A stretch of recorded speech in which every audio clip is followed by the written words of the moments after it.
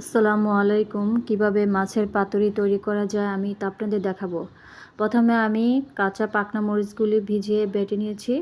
এর সাথে কিছু শুকনো মরিচও বাটা হয়েছে, সাথে সরিষা বাটা হয়েছে, তারপর হচ্ছে রসুন দিয়ে দিলাম।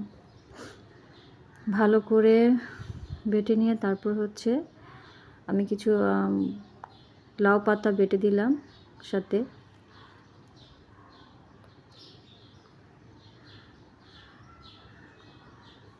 তারপরে সামান্য লেবুর রস দিয়ে দিলাম,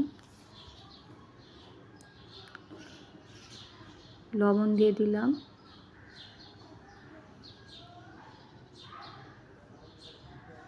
তারপরে সামান্য পরিমাণ হলুদের গুঁড়া,